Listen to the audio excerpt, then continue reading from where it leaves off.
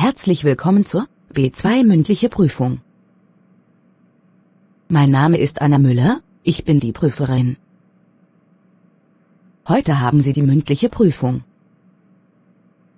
Die mündliche Prüfung besteht aus 3 Teilen: die Präsentation, die Diskussion und die Problemlösung, bzw. zusammen etwas planen. Und wir beginnen mit dem ersten Teil, mit der Präsentation. Bitte schön, Lena, fangen Sie bitte damit an. Gerne, ich heiße Lena und komme ursprünglich aus Spanien.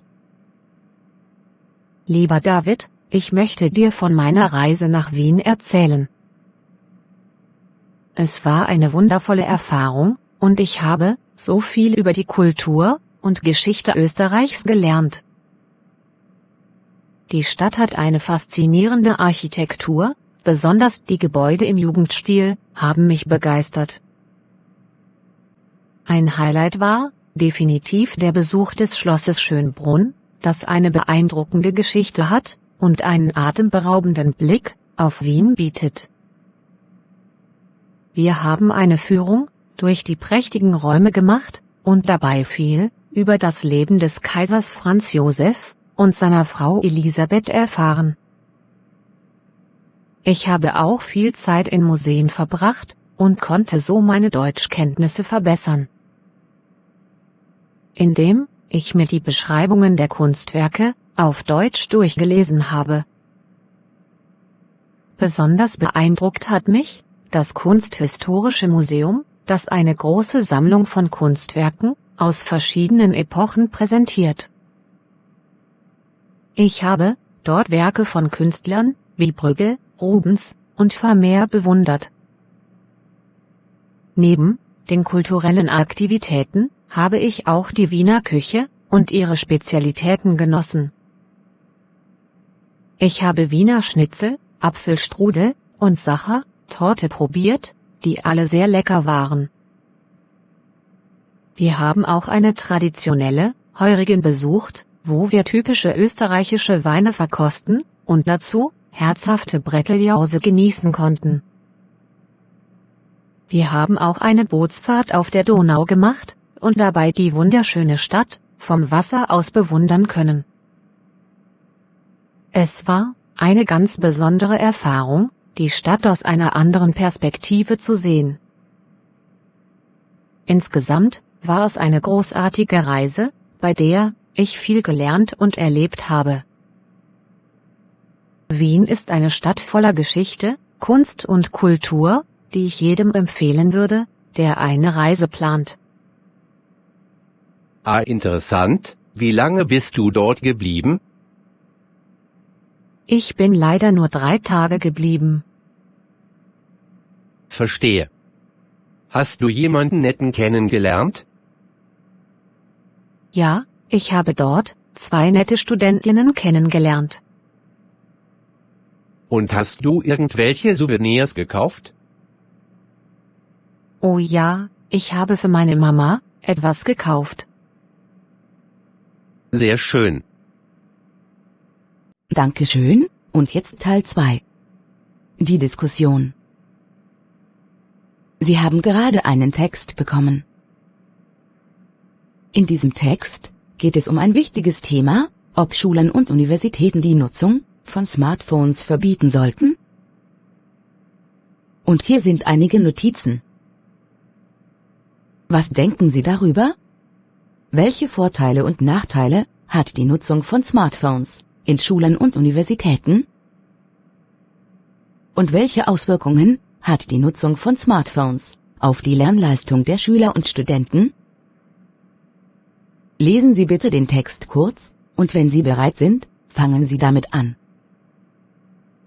Ich denke, dass Schulen und Universitäten die Nutzung von Smartphones verbieten sollten.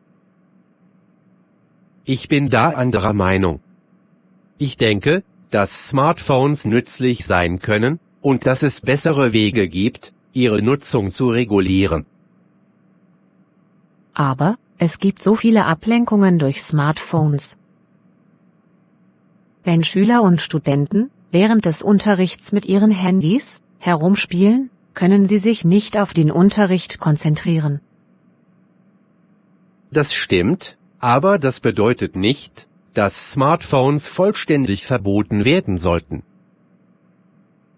Stattdessen sollten Schulen und Universitäten bessere Regeln und Vorschriften haben, um sicherzustellen, dass die Schüler und Studenten ihre Smartphones während des Unterrichts nicht missbrauchen. Aber was ist mit der Nutzung von Smartphones während Pausen oder Freistunden? Auch hier kann es Ablenkungen geben. Ja, das stimmt, aber ich denke, dass es besser ist, den Schülern und Studenten beizubringen, wie man die Smartphones auf eine sinnvolle Art und Weise nutzt, anstatt sie vollständig zu verbieten. So können sie ihre Smartphones als Werkzeug nutzen, um auf ihre Notizen zuzugreifen oder schnell nach Informationen zu suchen, die sie im Unterricht benötigen. Das klingt vernünftig, aber was ist mit der sozialen Interaktion? Das klingt vernünftig, aber was ist mit der sozialen Interaktion? Wenn jeder in der Pause nur auf sein Handy schaut, könnte das die Kommunikation zwischen den Schülern und Studenten beeinträchtigen. Wenn jeder in der Pause nur auf sein Handy schaut, könnte das die Kommunikation zwischen den Schülern und Studenten beeinträchtigen. Auch hier denke ich, dass es wichtig ist, den Schülern und Studenten beizubringen, wie man die Smartphones sinnvoll und in Maßen nutzt. Auch hier denke ich, dass es wichtig ist, den Schülern und Studenten beizubringen, wie man die Smartphones sinnvoll und in Maßen nutzt. Zum Beispiel könnten Schulen und Universitäten Regeln einführen, die den Schülern und Studenten erlauben, ihre Smartphones nur in bestimmten Bereichen zu nutzen. Zum Beispiel könnten Schulen und Universitäten Regeln einführen, die den Schülern und Studenten erlauben, ihre Smartphones nur in bestimmten Bereichen zu nutzen. Um sicherzustellen, dass sie auch genügend Zeit haben, um miteinander zu interagieren und zu kommunizieren. Um sicherzustellen, dass sie auch genügend Zeit haben, um miteinander zu interagieren und zu kommunizieren. Aber es gibt so viele negative Auswirkungen auf die Gesundheit, wenn man ständig auf sein Handy schaut. Aber es gibt so viele negative Auswirkungen auf die Gesundheit, wenn man ständig auf sein Handy schaut. Sollten Schulen und Universitäten nicht darauf achten, dass ihre Schüler und Studenten gesund bleiben? Sollten Schulen und Universitäten nicht darauf achten, dass ihre Schüler und Studenten gesund bleiben?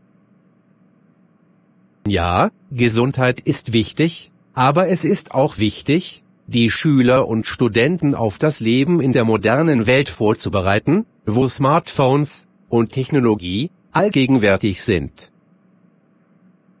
Ja, Gesundheit ist wichtig, aber es ist auch wichtig, die Schüler und Studenten auf das Leben in der modernen Welt vorzubereiten, wo Smartphones und Technologie allgegenwärtig sind. Ich denke, dass Schulen und Universitäten auch eine Verantwortung haben, die Privatsphäre und Sicherheit ihrer Schüler und Studenten zu schützen. Ich denke, dass Schulen und Universitäten auch eine Verantwortung haben, die Privatsphäre und Sicherheit ihrer Schüler und Studenten zu schützen. Smartphones können ein Risiko darstellen, wenn sie in der Schule oder auf dem Campus benutzt werden. Smartphones können ein Risiko darstellen, wenn sie in der Schule oder auf dem Campus benutzt werden. Das stimmt, aber es gibt viele Möglichkeiten, um die Privatsphäre und Sicherheit der Schüler und Studenten zu schützen. Das stimmt, aber es gibt viele Möglichkeiten, um die Privatsphäre und Sicherheit der Schüler und Studenten zu schützen. wie zum Beispiel durch die Nutzung von speziellen Apps oder durch Schulungen zur sicheren Nutzung von Smartphones. Wie zum Beispiel durch die Nutzung von speziellen Apps oder durch Schulungen zur sicheren Nutzung von Smartphones. Aber was ist mit den Schülern und Studenten, die nicht über ein Smartphone verfügen? Könnte das zu einer sozialen Ausgrenzung führen? Aber was ist mit den Schülern und Studenten, die nicht über ein Smartphone verfügen? Könnte das zu einer sozialen Ausgrenzung führen? Das ist ein wichtiger Punkt. Aber es gibt auch andere Wege, um die Schüler und Studenten miteinander zu verbinden, wie zum Beispiel durch soziale Aktivitäten oder gemeinsame Projekte. Aber es gibt auch andere Wege, um die Schüler und Studenten miteinander zu verbinden, wie zum Beispiel durch soziale Aktivitäten oder gemeinsame Projekte. Und was ist mit den Schülern und Studenten, die ihr Smartphone missbrauchen und sich nicht an die Regeln halten? Sollten sie nicht bestraft werden? Und was ist mit den Schülern und Studenten, die ihr Smartphone missbrauchen und sich nicht an die Regeln halten? Sollten sie nicht bestraft werden? Ja, das ist ein berechtigtes Anliegen. Aber ich denke, dass es besser ist, die Schüler und Studenten zu erziehen und ihnen beizubringen, wie man ihre Smartphones verantwortungsvoll nutzt, anstatt sie zu bestrafen. Aber ich denke, dass es besser ist, die Schüler und Studenten zu erziehen und ihnen beizubringen, wie man ihre Smartphones verantwortungsvoll nutzt, anstatt sie zu bestrafen. Das stimmt, aber ich denke, dass Schulen und Universitäten dennoch klare Regeln und Richtlinien haben sollten. Um sicherzustellen, dass die Schüler und Studenten ihre Smartphones auf eine sinnvolle Art und Weise nutzen. Das stimmt, aber ich denke, dass Schulen und Universitäten dennoch klare Regeln und Richtlinien haben sollten. Um sicherzustellen, dass die Schüler und Studenten ihre Smartphones auf eine sinnvolle Art und Weise nutzen. Ja, das sehe ich genauso. Es ist wichtig, die Vorteile und Nachteile der Smartphone-Nutzung abzuwägen und angemessene Maßnahmen zu ergreifen. Es ist wichtig, die Vorteile und Nachteile der Smartphone-Nutzung abzuwägen und angemessene Maßnahmen zu ergreifen. Um sicherzustellen, dass die Schüler und Studenten in einer gesunden und produktiven Lernumgebung arbeiten können. Um sicherzustellen, dass die Schüler und Studenten in einer gesunden und produktiven Lernumgebung arbeiten können. Aber was ist mit den Schülern und Studenten, die süchtig nach ihren Smartphones sind? Aber was ist mit den Schülern und Studenten, die süchtig nach ihren Smartphones sind? Sollten Schulen und Universitäten nicht etwas tun, um ihnen zu helfen, ihre Sucht zu überwinden? Sollten Schulen und Universitäten nicht etwas tun, um ihnen zu helfen, ihre Sucht zu überwinden? Ja, das ist ein weiteres wichtiges Anliegen. Ja, das ist ein weiteres wichtiges Anliegen. Ich denke, dass Schulen und Universitäten Ressourcen zur Verfügung stellen sollten, um den Schülern und Studenten zu helfen, ihre Sucht zu überwinden und gesunde Gewohnheiten zu entwickeln. Ich denke, dass Schulen und Universitäten Ressourcen zur Verfügung stellen sollten, um den Schülern und Studenten zu helfen, ihre Sucht zu überwinden und gesunde Gewohnheiten zu entwickeln. Und was ist mit den Eltern? Sollten sie nicht auch eine Rolle dabei spielen, ihre Kinder davon abzuhalten, ihre Smartphones in der Schule oder Universität zu benutzen? Und was ist mit den Eltern?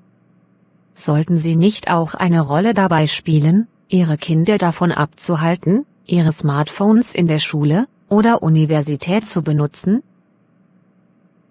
Ja, Eltern sollten auch eine Verantwortung haben, ihre Kinder bei der Nutzung von Smartphones zu unterstützen und zu erziehen. Ja, Eltern sollten auch eine Verantwortung haben, ihre Kinder bei der Nutzung von Smartphones zu unterstützen und zu erziehen. Es ist wichtig, dass Eltern und Lehrer zusammenarbeiten, um sicherzustellen, dass die Schüler und Studenten in einer gesunden und sicheren Lernumgebung arbeiten.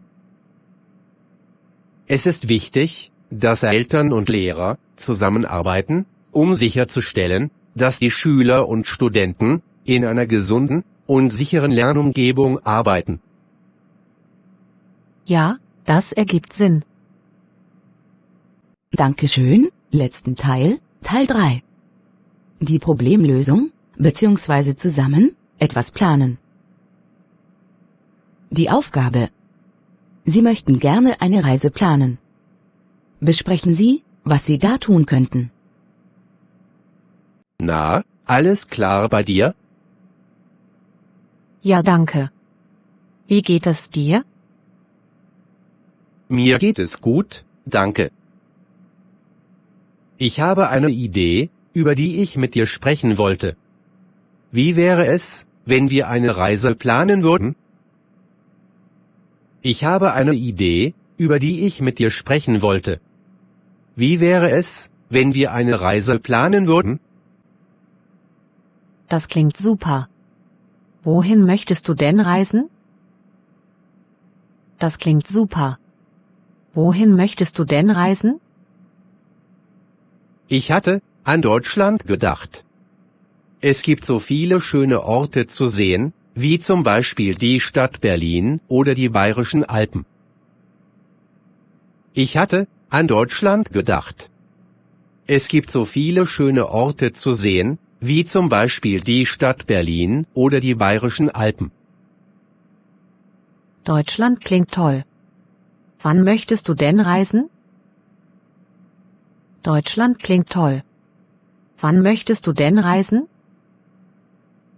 Ich dachte an Juli oder August. Wie sieht dein Zeitplan aus? Ich dachte an Juli oder August. Wie sieht dein Zeitplan aus? Juli würde mir besser passen. Wie lange möchtest du denn bleiben? Juli würde mir besser passen. Wie lange möchtest du denn bleiben? Ich dachte an eine Woche. Was denkst du? Ich dachte an eine Woche. Was denkst du? Eine Woche, klingt gut. Sollen wir eine Rundreise machen, oder nur an einem Ort bleiben? Eine Woche, klingt gut. Sollen wir eine Rundreise machen, oder nur an einem Ort bleiben? Ich denke, eine Rundreise würde uns die Möglichkeit geben, mehr von Deutschland zu sehen. Was sagst du? Ich denke, eine Rundreise würde uns die Möglichkeit geben, mehr von Deutschland zu sehen. Was sagst du? Ja, da hast du recht. Wie stellen wir uns die Route vor? Ja, da hast du recht. Wie stellen wir uns die Route vor? Ich dachte, wir könnten in Berlin beginnen und von dort aus nach München fahren, um die Alpen zu besuchen. Ich dachte, wir könnten in Berlin beginnen und von dort aus nach München fahren, um die Alpen zu besuchen. Dann könnten wir nach Heidelberg weiterfahren, um die schöne Altstadt zu sehen. Dann könnten wir nach Heidelberg weiterfahren, um die schöne Altstadt zu sehen. Zum Abschluss könnten wir noch nach Köln reisen und den Kölner Dom besichtigen. Zum Abschluss könnten wir noch nach Köln reisen und den Kölner Dom besichtigen. Das klingt super. Wie wollen wir uns fortbewegen? Das klingt super. Wie wollen wir uns fortbewegen? Ich dachte an eine Kombination aus Bahn und Bus. Ich dachte an eine Kombination aus Bahn und Bus. Wir könnten ein Deutschland-Ticket kaufen, mit dem wir alle Züge und Busse des Nahverkehrs nutzen können. Wir könnten ein Deutschland-Ticket kaufen, mit dem wir alle Züge und Busse des Nahverkehrs nutzen können. Es gibt momentan ein Ticket, das 49 € monatlich kostet. Es gibt momentan ein Ticket, das 49 € monatlich kostet. Das klingt praktisch und günstig. Wie sieht es mit den Unterkünften aus? Das klingt praktisch und günstig. Wie sieht es mit den Unterkünften aus? Ich würde gerne in Hostels übernachten, um Kosten zu sparen. Aber wenn du lieber in Hotels übernachtest, können wir auch das tun. Ich würde gerne in Hostels übernachten, um Kosten zu sparen. Aber wenn du lieber in Hotels übernachtest, können wir auch das tun. Nein, Hostels sind in Ordnung. Wie viel Geld planst du für diese Reise ein? Nein, Hostels sind in Ordnung. Wie viel Geld planst du für diese Reise ein? Ich habe an etwa 1.000 € gedacht, aber das hängt auch davon ab, wie viel wir für Unterkunft, Transport und Verpflegung ausgeben werden. Ich habe an etwa 1.000 € gedacht, aber das hängt auch davon ab, wie viel wir für Unterkunft, Transport und Verpflegung ausgeben werden. Das klingt fair. Wie wäre es mit Essen? Möchtest du die lokale Küche probieren, oder lieber etwas Vertrautes essen? Das klingt fair. Wie wäre es mit Essen? Möchtest du die lokale Küche probieren, oder lieber etwas Vertrautes essen? Ich liebe es, neue Küchen auszuprobieren, also würde ich gerne die lokale Küche genießen. Wie sieht es mit dir aus? Ich liebe es, neue Küchen auszuprobieren, also würde ich gerne die lokale Küche genießen. Wie sieht es mit dir aus? Ich bin auch dabei. Ich freue mich schon auf das Essen in München und Köln. Ich bin auch dabei. Ich freue mich schon auf das Essen in München und Köln. Ich auch. Gibt es noch etwas, das wir besprechen müssen? Ich auch. Gibt es noch etwas, das wir besprechen müssen? Ich denke nicht. Wir haben alles geplant. Lass uns die Reise buchen und loslegen. Ich denke nicht. Wir haben alles geplant. Lass uns die Reise buchen und loslegen. Ja, ich bin bereit. Ich denke, es wird eine unvergessliche Reise werden. Ja, ich bin bereit. Ich denke, es wird eine unvergessliche Reise werden. Ja, das denke ich auch.